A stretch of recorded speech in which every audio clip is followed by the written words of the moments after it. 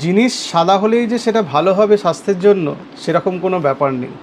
আপনি প্রচুর পরিমাণে ভাত, প্রচুর পরিমাণে দুধ এবং দুগ্ধ জাতীয় জিনিস, প্রচুর পরিমাণে চিনি এবং তা থেকে তৈরি জিনিস, খাবারে বেশি করে নুন এবং ময়দা প্রচুর পরিমাণে খেলে সেটা স্বাস্থ্যের জন্য খারাপ। এই সবকটা খাবারের রঙই কিন্তু সাদা।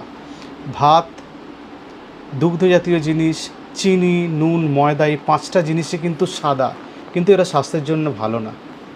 এগুলো তো আমাদের খাবারের জন্য দৈনন্দিন খাদ্য উপকরণ হিসেবে আমাদের রাখতেই হবে, কিন্তু এমনভাবে খাবেন যাতে শরীরের উপর এদের কোনো খারাপ প্রভাব না পড়ে।